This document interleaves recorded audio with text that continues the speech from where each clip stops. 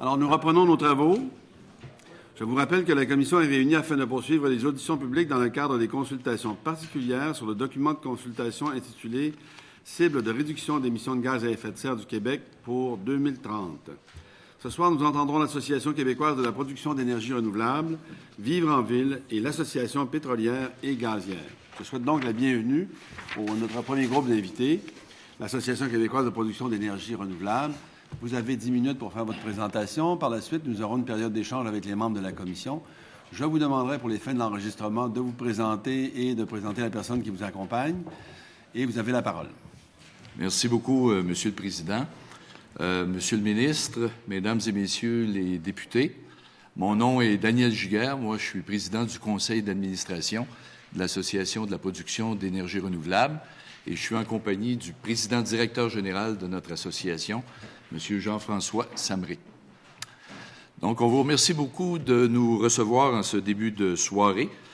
Je tiens d'abord à remercier les membres de la Commission et les parlementaires de nous offrir ainsi l'occasion d'être ici pour cette importante consultation sur les cibles de réduction d'émissions de gaz à effet de serre au Québec d'ici 2030. L'AQPER, comme on l'appelle sous son acronyme, a été fondée en 1991, à l'époque par des opérateurs de petites centrales hydroélectriques. Depuis 2010, elle a aussi intégré dans son champ d'action les acteurs de la filière éolienne, du secteur des bioénergies, biomasse, biométhane, gaz naturel, également biocombustible, ainsi que de l'énergie solaire. Porte-parole de l'industrie au Québec, l'Association québécoise de la production d'énergie renouvelable regroupe toutes ces filières sous une centaine d'intervenants du domaine des énergies renouvelables. Monsieur le Président, nous ne le répéterons jamais assez. La réduction des gaz à effet de serre se doit d'être considérée comme une urgence, et ce, pour tous les gouvernements de la planète. Et nous sommes heureux de voir que celui du Québec veut jouer un rôle de leader de premier plan dans ce domaine. Car, véritablement, on ne peut pas attendre. L'AQPER réitère donc son appui à la cible de réduction des émissions de gaz à effet de serre proposée par le gouvernement du Québec, à savoir une baisse de 37,5 % sous le niveau de 1990 d'ici 2030. Cette cible nous place parmi les sociétés qui ont compris l'enjeu le plus important du siècle actuel et qui veulent agir de façon positive et décisive pour y parer. Pour y parvenir, la communauté scientifique s'entend pour dire que ce sont les actions posées aujourd'hui, dès maintenant, qui seront garantes de notre succès et de l'avenir. D'ailleurs, une analyse préparée par le Bureau du président des États-Unis en juillet 2014 estime que chaque décennie pour laquelle nous reportons la mise en place d'actions qui visent à limiter à 2 degrés le réchauffement climatique augmente de 40 % les coûts qui y sont associés. Donc, la remise à plus tard n'a pas sa place et l'inaction a un coût important. Nous avons le plaisir de vous déposer un mémoire et pour vous en présenter les grandes lignes, je cède la parole à Jean-François Samré. Oui, merci. Alors, bonsoir à toutes et tous. Alors, notre organisation a d'avis que la réduction des gaz à effet de serre et la prochaine politique énergétique du Québec sont indissociables. Dans son mémoire présenté dans le cadre de la prochaine politique énergétique du Québec, l'AQPER présente sa vision 30-30 qui propose 26 mesures pour réduire de 14 millions de tonnes équivalent de CO2 nos émissions de gaz à effet de serre et qui permettrait au Québec d'accroître de 8 % la part de ses énergies renouvelables dans son portefeuille énergétique pour la porter à 52 %. À ceux et celles qui douteraient de la viabilité d'un tel objectif, nous tenons à rappeler qu'entre 1978 et 1996, le Québec a réduit de 25 % son recours aux produits pétroliers tout en ajoutant 19 000 mégawatts de puissance électrique. C'est à la figure 3 dans la page 11. Je vous invite à regarder cette image-là, ça dit tout. Alors, le marché du carbone et des politiques de substitution des produits pétroliers par des énergies renouvelables produites localement permettront de réaliser une seconde phase de substitution au cours des 15 prochaines années. En agissant de la sorte, nous sommes convaincus que le Québec a tout ce dont il a besoin pour rencontrer la cible de réduction proposée par le gouvernement dans le cadre de la présente consultation. Dans cet effort collectif visant à contraindre le réchauffement climatique sous la barre des 2 degrés, des actions seront également requises dans d'autres secteurs. Les actions préconisées en efficacité énergétique réduiront de 48 TWh équivalent la quantité d'énergie perdue et de 12 la quantité d'énergie consommée dans l'ensemble de l'économie québécoise. Pour ce faire, des initiatives musclées en substitution énergétique seront requises afin de réduire de 30 la quantité de pétrole consommée. Par exemple, en électrifiant les transports ou en adoptant rapidement la norme Zero Emission Vehicle appliquée notamment en Californie.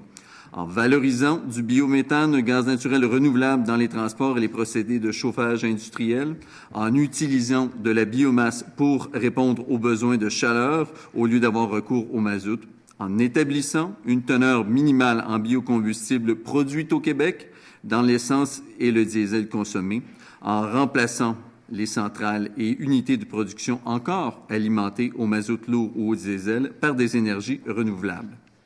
La participation des consommateurs dans cette conversion de notre économie sera essentielle. Leur procurer une information pertinente, compréhensible et commercialement neutre le sera tout autant. Bien que le signal de prix soit le plus efficace moyen de communication, la QPR est d'avis que le gouvernement du Québec devra cependant prévoir des moyens d'accompagnement et de soutien pour les clientèles fragilisées s'il décidait d'aller dans ce sens. Aucune conversion ne se réalisera si les consommateurs et les contribuables ont l'appréhension qu'il n'y ait pas suffisamment d'énergie renouvelable pour répondre à leurs besoins ou que le coût de cette énergie soit disproportionné par rapport à celle qu'ils utilisent actuellement. C'est pourquoi nous encourageons fortement le gouvernement à poursuivre ces initiatives fixant un prix pour le carbone. Ne pas agir de la sorte reviendrait à laisser croire aux Québécois que l'accumulation croissante du carbone dans l'atmosphère est sans impact et sans coût, et que cet effort est le problème des autres. Finalement, la QPR estime à quelque 6 350 MW la puissance additionnelle électrique requise pour répondre aux besoins de substitution du marché local et ceux des juridictions avoisinantes au cours des 15 prochaines années. Bien que cette nouvelle capacité ne représente que le quart de celle installée durant les années 70 à 75 ou 80 à 86, elle devrait s'avérer suffisante, sachant que les actions de conversion les plus faciles ont déjà été réalisées.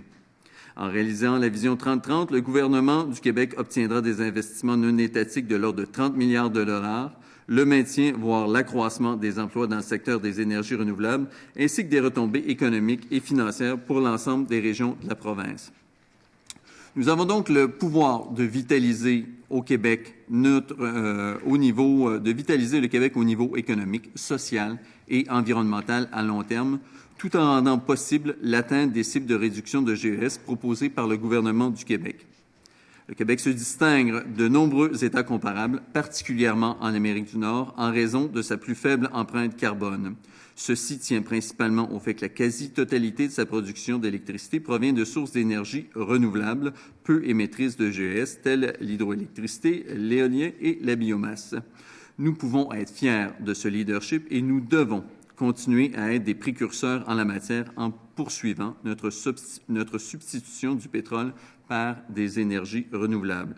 Le temps n'est plus aux remises en question et au débat sur les besoins d'intervenir drastiquement pour réduire les GES. Nous devons agir immédiatement et éviter de payer le prix économique, social et environnemental de la procrastination dans ce domaine. Monsieur le Président, Mesdames et Messieurs les députés, je vous remercie pour votre écoute. Merci. Alors, nous allons passer maintenant à la période d'échange. D'abord, du côté gouvernemental. Monsieur le ministre, à vous la parole. Merci, Monsieur le Président. Bonsoir, Monsieur Giguère, Monsieur Samré. Merci pour votre présentation ainsi que votre mémoire. Le mémoire propose énormément de mesures à prendre pour contribuer à atteindre l'objectif proposé par le gouvernement. J'aimerais ça que vous nous faisiez, si vous pourriez nous faire une hiérarchie, en tout cas parmi ces mesures-là, lesquelles faudrait prioriser et lesquelles seraient les plus susceptibles d'aller chercher un maximum de retour sur l'investissement en termes de réduction? Oui, merci pour la question, M. le ministre. Écoutez, je pense que dans un premier temps, il y en a dans les différentes filières et que le Québec est choyé d'avoir tout ce potentiel dans toutes les différentes filières. Je vous dirais que ça peut aller de la norme, l'électrification des transports et la norme zéro emission véhicule pour venir réduire la quantité de produits pétroliers consommés. Votre document l'énonce très bien, 45% des émissions de GES proviennent de ce secteur-là. Mais il y a également l'établissement d'une norme de biocarburant, donc biodiesel, éthanol de deuxième génération, biométhane, qui doivent contribuer, qui ont un très grand potentiel de réduire les émissions de GES, et donc la création d'un marché québécois. Le PTMOBC, c'est bien, mais ça ne remplace pas la mise en place d'un marché québécois, mise en place et créé par une teneur minimale dans les combustibles utilisés par les consommateurs et les industriels. Donc, pour nous, ces deux mesures-là sont parmi les premières à mettre de l'avant. Par la suite, il est évident que l'électrification, il reste encore beaucoup d'électrification à faire dans l'économie, la substitution du mazout dans le chauffage et également des actions sur le territoire du Plan Nord et des réseaux autonomes non alimentés, notamment la centrale des îles de la Madeleine avec ses 36 millions de litres de mazout lourd. Donc, vous n'êtes pas sans ignorer que lors de l'annonce par le gouvernement de la politique d'électrification des transports, il y a quelques jours, j'ai eu le privilège d'annoncer notamment notre intention de mettre sur pied une norme VZE, ce que vous appelez un Zero Emission Vehicle. Alors déjà, ça, on est à l'œuvre là-dessus. Là, si je comprends bien, une norme biocarburant, ça, c'est dans votre liste de priorités, c'est votre numéro 2. Puis bon, remplacer, dans les habitations, dans les industries, le chauffage par le mazout. Alors, j'aimerais ça vous entendre davantage sur ce que ça voudrait dire dans un contexte québécois, une norme biocarburant, concrètement. Et deuxièmement, au niveau de remplacer les édifices qui sont chauffés au mazout, remplacer le système de chauffage, j'aimerais ça savoir, par quels moyens? Parce qu'on a entendu plus tôt aujourd'hui, on a entendu les représentants de la filière de la biomasse forestière dire que pour épauler tout ce travail-là, ou presque tout le travail qu'il y a à faire là-dessus, il y a d'autres options qui s'offrent à nous. Alors, ça serait quoi, d'après vous, l'option à privilégier de ce côté-là?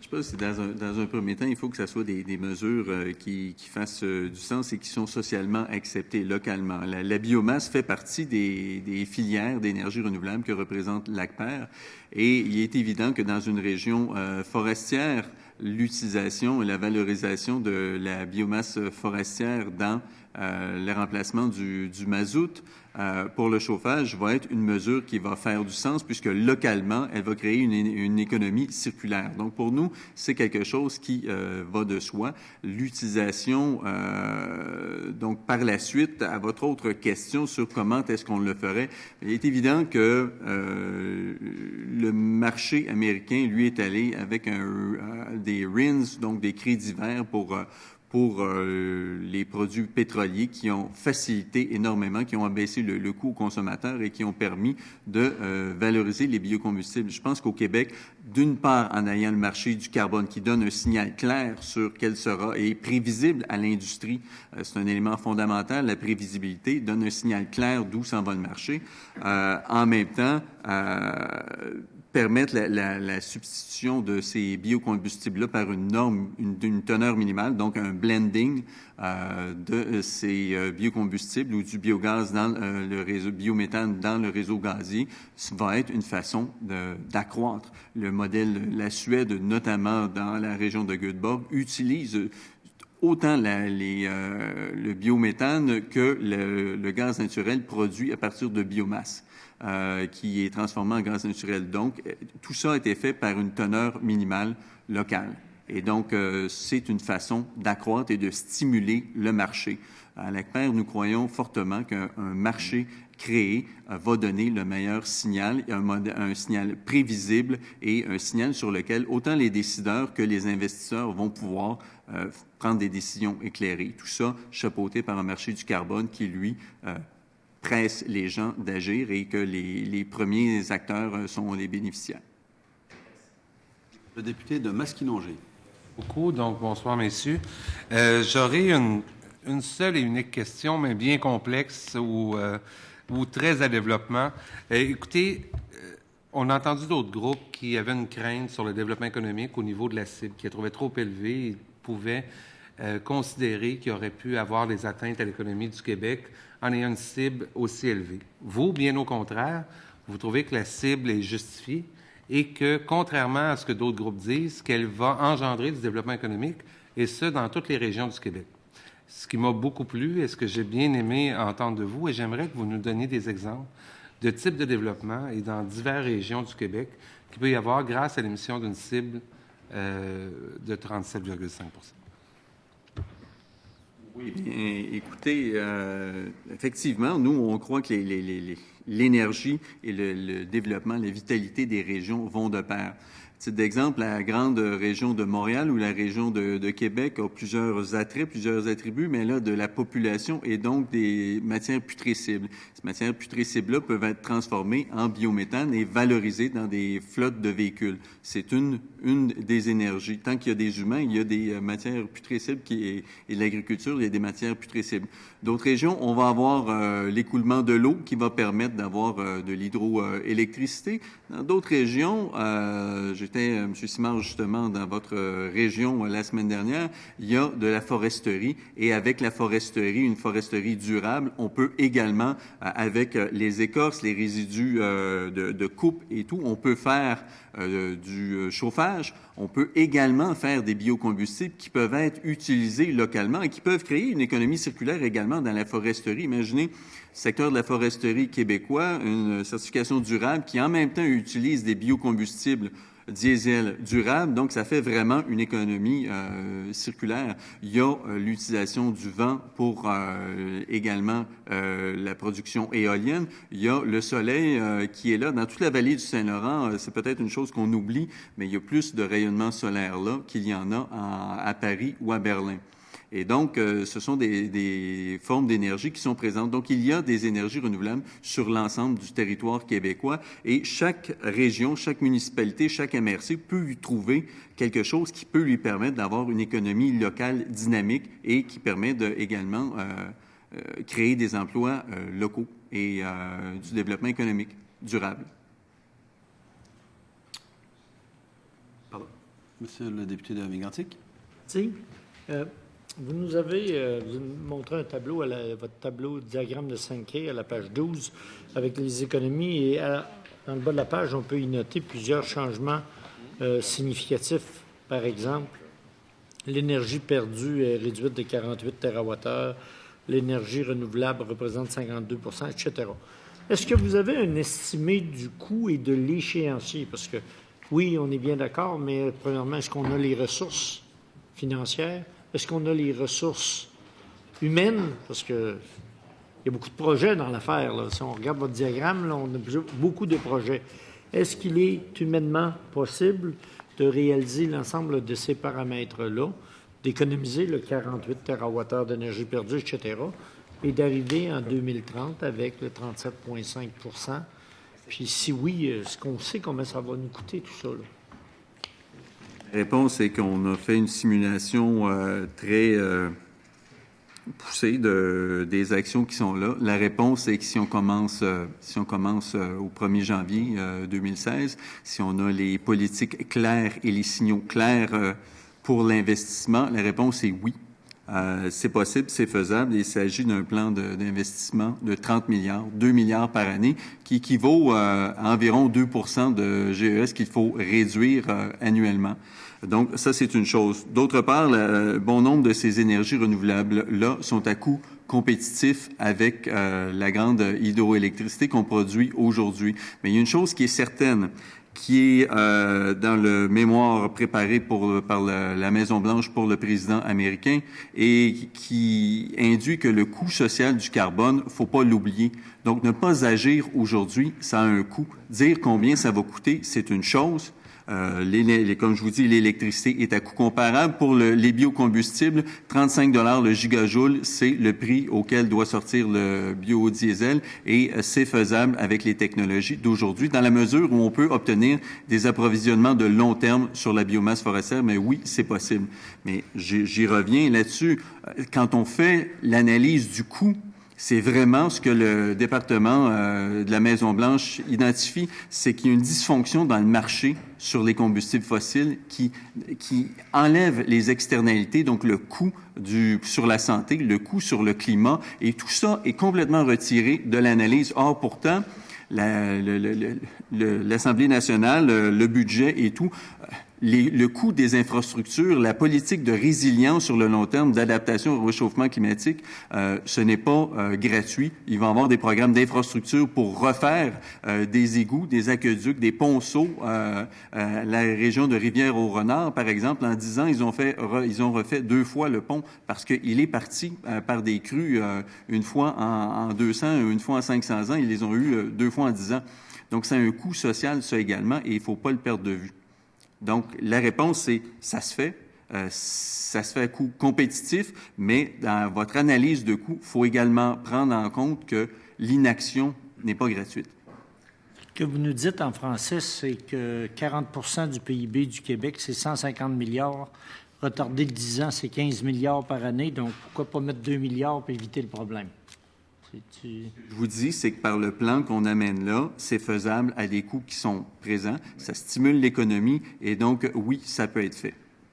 Et vous entendez ce que je dis? Vous dites que le 40 qu'aux États-Unis ont estimé à 40 du PIB, le coût d'un retard de 10 ans.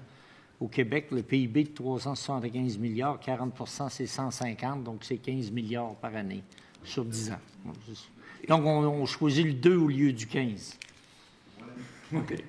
J'ai bien compris ce que vous me dites, là. Oui, voilà. Mais si vous me permettez, en complément à ce que Jean-François vient de mentionner, les investisseurs, par définition, aiment pouvoir prévoir les choses à moyen et à long terme.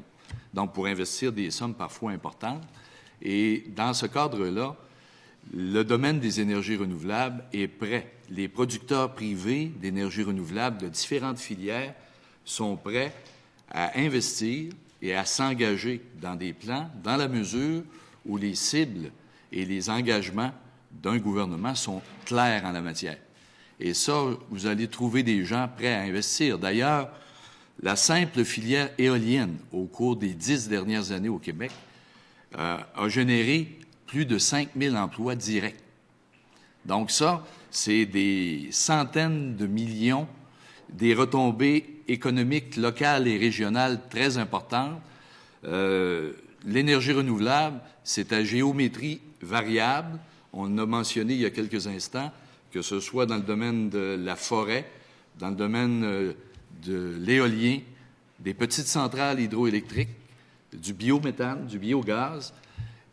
C'est la beauté de ces filières renouvelables, c'est qu'elles s'adaptent à la réalité communautaire et avec des investisseurs permet un développement durable qui, ma foi, a fait ses preuves et le fait de plus en plus à différents endroits au Québec.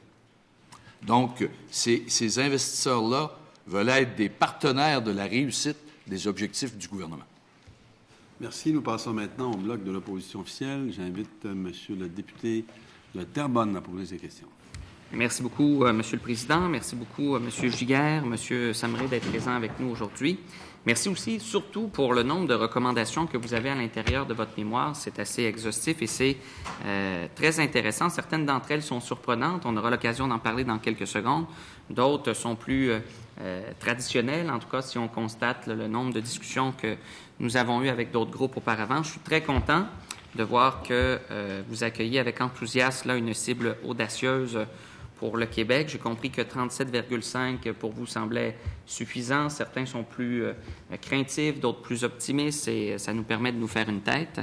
Et j'ai compris que vous étiez également là, pour une loi zéro émission qui a été aussi largement discutée donc pour que les concessionnaires automobiles puissent valoriser la vente de véhicules électriques, notamment dans vos recommandations par rapport au transport. Ceci dit, vous avez également d'autres propositions qui sont assez surprenantes. On a dans votre mémoire une proposition qui m'a fait bien sourire et j'aimerais savoir s'il existe des comparatifs dans d'autres pays. Vous dites à la page 21, pour réussir à se substituer de différents combustibles en matière de transport, que le Québec pourrait se doter d'une politique afin de bannir certains combustibles de ses eaux territoriales. Donc, de mettre comme objectif dans la stratégie maritime du Québec des politiques qui pourraient donc interdire certains combustibles qui sont polluants. Je voulais savoir, est-ce qu'il y a des comparables sur quoi vous vous êtes basé pour faire une telle proposition? Écoutez, nous sommes basés sur une mission d'études que nous avons réalisée en Suède. Et la Suède finalement a énoncé qu'elle veut être libre de tout combustible fossile pour 2050. Parmi ces actions, il y a tout le secteur du maritime où là, on va remplacer le mazout lourd, le diesel maritime par du gaz naturel liquéfié. Et quand on parle gaz naturel en Suède, il faut réaliser que le pipeline arrête à la ville de Göteborg. Tout le reste de la Suède n'est pas alimenté par le pipeline et donc tout ça pour stimuler la production de biométhane. Donc, c'en est un exemple. Il y a également dans le mémoire dont on a déposé au ministère des Ressources naturelles et de l'énergie, on indique qu'il y a une alliance des ports hanséatiques, donc de la mer du Nord, qui a mis une série de politiques de recommandations. Et une d'elles est fort simple, revient également à faire en sorte que lorsqu'un bateau arrive à quai, il est tenu d'arrêter son moteur et d'avoir un approvisionnement électrique directement de par le port. C'est bon c'est meilleur pour l'ouïe, on peut mieux entendre les cornes de brume, mais c'est également meilleur pour la population locale puisqu'il n'y a pas les émissions de GES et les particules fines. Donc, ce sont des exemples qui se font. Merci. J'ai trouvé cette proposition très intéressante et puisque vous êtes la première organisation qui nous la propose depuis le début de nos conversations, également une autre proposition que j'ai trouvée fort intéressante, c'est à la page 20 de votre document. Vous parlez, dans le fond, des stations-service à fort volume. Vous recommandez que, toujours en vous inspirant, je pense, de la Suède, vous recommandez donc d'essayer d'offrir davantage de diversité au niveau des carburants disponibles dans ces stations-service à large volume. Je voulais voir un peu de quelle façon vous voyez, dans le fond, l'implantation de cette recommandation. Est-ce que c'est par projet de loi ou dans une politique énergétique je voulais voir un peu comment vous voyez l'atterrissage d'une telle mesure. En Suède, ça s'est fait énormément dans la région de Göteborg, qui est le fief de Volvo. Il y a eu l'utilisation du biométhane dans les transports. Et là, il y a eu un début avec 3 stations-service qui ont commencé à large volume. Quand on parle de stations-service à large volume, on parle nécessairement de stations-service qui sont en bordure d'une autoroute et d'un grand axe de parc de transport. Et là, il y a été rapidement constaté que pour qu'un nouveau combustible soit adopté, il doit être disponible et il doit avoir également les bons incitatifs pour ce faire. Mais la disponibilité était d'abord et avant tout une préoccupation importante. Et donc, ça a été le fait d'amener les stations-service à fournir ces énergies-là. Donc, on va avoir autant de l'essence que du diesel, que du biodiesel, que du gaz naturel et biogaz liquide et gazeux. Et également, maintenant, on commence à y ajouter également des stations de recharge. Parce que l'autre élément des stations de recharge, c'est bien d'avoir une borne quand on a 10 autos, 20 autos, 30 autos, mais quand on en a 50, 100 ou 300 et qu'il n'y a qu'une borne, c'est comme si on n'en avait pas. Comprenez qu'à un moment donné, il faut ajuster l'offre de recharge énergétique avec la demande et faire en sorte qu'il y ait une adéquation, parce que sinon, n'en avoir qu'une, c'est comme ne pas en avoir. Et donc, est-ce que c'est une obligation, dans l'exemple que vous me donnez toujours par rapport à la Suède, pour ces stations-service à grand volume, ou c'est des incitatifs qui sont donnés aux commerçants pour diversifier le style de carburant qui est offert là, sur leur lieu de travail? Ça a été des incitatifs, mais également ça a pris du travail du côté des municipalités parce que, comprenez qu'un chef pompier, au tout départ, ça trouve que son schéma de sécurité il est toujours le plus parfait du monde et dès qu'on y change quelque chose, c'est dangereux. Donc, il y a eu un travail de sensibilisation également avec l'ensemble des parties prenantes et derrière ça, la sécurité civile a été présente pour expliquer les nouvelles technologies, toutes les mesures de sécurité qui étaient implantées. Mais il est clair que quand c'est énoncé dans une politique énergétique d'une nation, quand c'est présenté comme étant un objectif de long terme, qu'on veut obtenir d'ici 2050 une indépendance complète par rapport aux produits pétroliers, le signal est donné et l'industrie et les citoyens suivent. Parfait. Et quand j'ai compris que votre association aussi, souhaitait voir le Québec devenir un leader en énergie renouvelable, rien de moins, donc être un phare. J'ai senti l'enthousiasme dès le début de votre présentation là, de cette volonté de vouloir peut-être se diriger vers des efforts plus substantiels. À l'intérieur de votre mémoire, vous nous parlez d'instaurer une politique cohérente avec les autres engagements qui peuvent avoir recours avec la lutte au changement climatique. Vous dites que ça pourrait améliorer la balance commerciale, ça réduirait évidemment les émissions de GES, ça tonifierait l'économie en créant des emplois sur l'ensemble du territoire. Cette politique cohérente, est-ce que vous pouvez me la clarifier un petit peu juste pour qu'on puisse bien la visualiser? Je pense, je vous dirais que cette vision 30-30, les diagrammes de Sankey le résument d'une certaine façon, là. Mais quand on indique dans une politique que d'ici 2030, on veut réduire de 30% les produits pétroliers et que c'est tout ce qu'on dit, et qu'il n'y a pas de mesures d'accompagnement, il n'y a pas de marché du carbone, il n'y a pas de teneur minimale en biocombustibles qui doivent être présents, bien, on a émis un vœu. Et quand on parle de cohérence, c'est-à-dire par le marché du carbone, par une politique de l'électrification, par une politique qui va permettre la production d'énergie renouvelable, tant pour les besoins locaux que pour l'exportation, qui va rendre les lignes électriques disponibles à l'exportation et également mettre un marché pour les biocombustibles. Voici une politique cohérente qui permet simultanément d'améliorer les réductions de GES, mais également d'améliorer la création d'emplois ainsi que la balance commerciale. Parce que l'énergie, c'est 54 en 2012, c'était 54 du solde négatif de la balance commerciale, l'importation énergétique. Donc, la cohérence veut que tout se tienne. Il reste 10 secondes. Oui, puis je peux rajouter rapidement que nos membres de l'association ont pris l'exercice très au sérieux.